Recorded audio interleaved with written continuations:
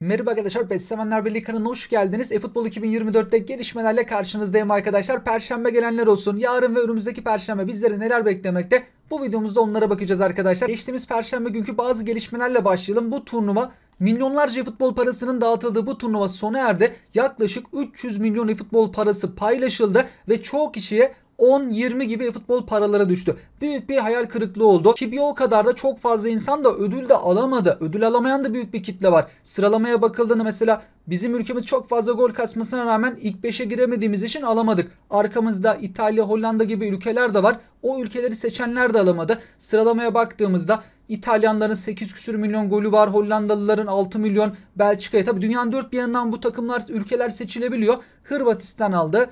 Buradan Polonya aldı. 20. bitiren Romanya'da futbol paraları almış oldu. Bu takımları seçenler kazandı. Copa Amerika'ya baktığımızda da ilk 5'teki ülkeler bu şekilde. 10. ülke ABD ve 15. ülke Jamaika. 10-15'i seçenler de hediye alabilmekte. Fakat 15'i de seçsek, onu da seçsek çok az futbol parası düştü. Konami bizlerle şunu paylaşmıyor. Kaç hesap bu turnuvaya katıldı? İşte Fransa'yı seçen kaç milyon hesap var ya da 100 bin hesap var. Toplamda 300 milyona yakın futbol parası dağıtılıyor. 1-2 işte 2 turnuvanın hepsine baktığımız zaman 300 milyon futbol parası diyelim. Kişi başı 10-20 gibi futbol paraları düştü.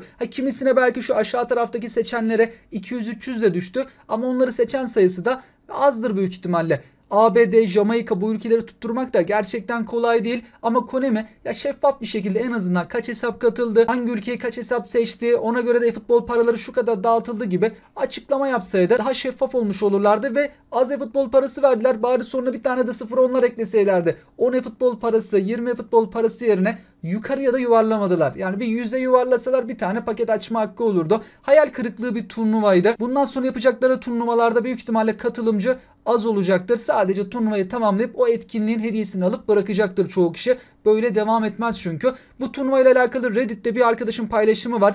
Romanya ve Jamaika'yı seçmiş. Büyük ihtimalle son hafta belki takım seçmiş olabilir. Çünkü Romanya ve Jamaika'yı tutturmak gerçekten çok zor. Romanya 20. bitiriyor. Jamaika'da 15. Tam son sırada. Hediye alacak ülkeler. 10 milyon da futbol parası dağıtılıyordu galiba bu ülkelere. Ona rağmen 420 almış. Romanya'dan 150 düşmüş.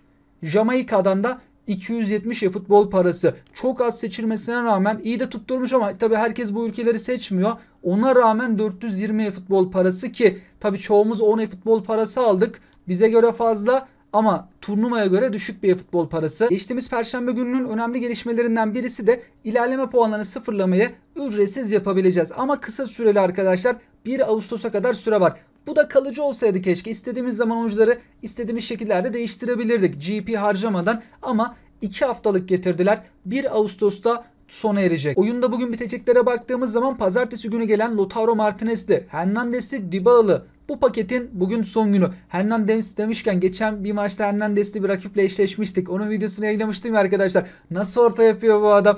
O ortalarla zaten rakip gol atmıştı da efsane orta yapıyor. Pas değeri belki öyle 90 falan değil. Pike yapan orta becerisiyle bir de bu hafta geldi ya bu oyuncular. Geldikleri hafta daha da bir etkili oynuyorlar. Hernandez'in ortaları efsaneydi. Bakalım birkaç hafta sonra yine Hernandez'in bu kartında o kadar etkili ortalar yapılabilecek mi? Onu da rakiplerimizde görürsek gözlemleriz. Bugün bitecek etkinliklere baktığımız zaman geçtiğimiz pazartesi günü 2 tane 50 futbol parası kazanacağımız etkinlik gelmişti arkadaşlar. Biraz fazla gelmişti. Ondan dolayı bugün 4 tane etkinliğin son günü 50'şer futbol parası kazandığımız etkinliklerde bunlar. Yapmadıysanız en azından bugün buralardan 50'şer futbol parası alabiliriz. Ortaklaşa maç etkinliği bunun bugün son günü. Oyunda perşembeye kadar süresi olanlara baktığımızda 50 futbol parası kazandığımız bu mücadele etkinliği var. Player of the Week ücretsiz açma hakkı bu hafta verilmedi. İtalya Ligi paketinden verdiler. Son haftalarda 2'şer tane veriyorlardı. Keşke bir tane de Player of the Week'ten verselerdi. Zaten 30 tane futbolcu var. Bir tane şansımızı deneyebilirdik. İtalya Ligi ücretsiz açma hakkını almadıysanız arkadaşlar bu etkinliği tamamlayarak alabilirsiniz. Temalı etkinliğimiz orada 50 futbol parası yok. GP, DP gibi hediyeler. İspanya ve Arjantin özelde bir kampanya başlatıldı. Şampiyon oldukları için her iki ülkenin de paketi var. 5 tane oyuncu 3 tane ücretsiz açma hakkı veriliyor. Bir tanesi oyuna girdiğimizde 2 tanesini de etkinliklerden kazanıyoruz. Bu iki etkinliği tamamlayarak da 2'şer tane ücretsiz açma hakkı elde edebiliriz. 5 oyuncunun 3'ünü ücretsiz çıkarırken geriye kalan 2 oyuncuyu futbol parasıyla çıkarabiliyoruz. Keşke onlar da verilseydi. Seviyeler çok yüksek değil. Messi üst üste geldi. Diğer pakette de Yamal var. 98'e kadar çıkmakta. Perşembeye kadar süresi olan diğer etkinliklerimize baktığımızda Epic paketimiz 104 platin ile Epic paket geldi ki platini de oyuna ilk defa geldi arkadaşlar. Kartı da oyunun en iyi ofansif orta sahası diyemeyiz. Güzel özellikleri, kendine has bazı yetenekleri var ama oynadığı pozisyonda platini gibi ya da platininden biraz daha iyi ofansif orta sahalarda bulunmakta. Pakette kurnaz oyun tarzına sahip Romario ve yanında da Inter zamanından Bergkamp bulunmakta. Bergkamp'ın bazı özellikleri iyi ama bazı özellikleri de çok sıkıntı. Hızlı da bir oyuncu değil kendisi. Santrafor olarak geldi bir de. Perşembe gelen Player of the Week paketinde de Avrupa Şampiyonası'nın Copa Amerika'nın son maçlarına bakmadı Konami ve eskiden getirdiği oyunculardan karma paket yaptı. Artık ligler başlayana kadar bu böyle devam edebilir arkadaşlar. Ligler başladığında da artık o maçlara bakaraktan da oyuncular getirecek. Bu süreci Konami böyle geçirecektir. Geçen sene de böyle yapmıştı. Şimdi lig paketleri geliyor. Değişik formatlarda da paketler getiriyordu. MVP futbolcular, genç yıldızlar, fanların seçimi der, anket yapar. Ankette en çok oy alanların paketini getirir. Eskiden bu tarz böyle paketleri olurdu. Yine önümüzdeki zamanlarda da bu tarzlarda paketler gelebilir. 30 oyuncu yer alıyor Player of the Week'te ve hiç ücretsiz açma hakkı yok. Player of the Week'te yer alan isimlerin de maksimum seviyesine bakacaksak Twitter'da eFootball Tribe sayfası kendi böyle kadrolar oluşturmuş. Mesela bir tane kadroyu bu şekilde ortaya çıkarırken bir başka kadro 30 tane de isim var. Ama 2 tane kaleci. Mesela bu kadroda kaleci yer almıyor.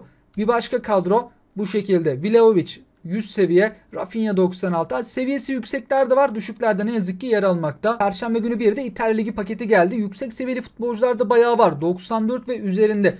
94 seviyeli bayağı futbolcu yer alıyor pakette. 20 tane isim, bir tane ücretsiz açma hakkı etkinlikten kazanabiliyoruz. Yarın geleceklere baktığımızda Showtime paket. Showtime pakette 2 tane de milli takımımızdan oyuncu var. Ve klasik pazartesi etkinlikleri. 50 futbol parası kazandığımız etkinlik. Yanında diğer öğeleri, GP'leri kazandığımız yapay zekaya karşı etkinliği yarın bizleri bekleyenler olacak. Showtime pakete baktığımızda Showtime'ların yanında yer alan o renkli futbolcular.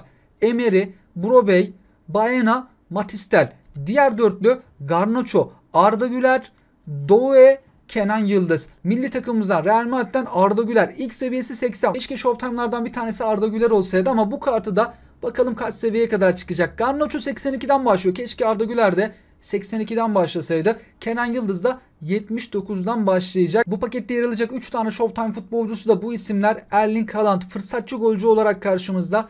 Palmer boşluk kollayan oyuncu. Nico Williams da verimli kanat. Burada Palmer'ın kendine has gidişatı değiştiren pas becerisi vardı. Nico Williams'ın da top sürmeyle alakalı, driplikle alakalı kendine has becerisi bulunmakta. Haaland'ın öyle kendine has değişik bir becerisi yok. Klasik oyunda bildiğimiz beceriler. Özellikle de burada Erling Haaland'ın seviyesi çok ama çok yüksek olabilir. Ki daha önce gelen mesela Bellingham 106 seviyeye kadar ulaşıyor.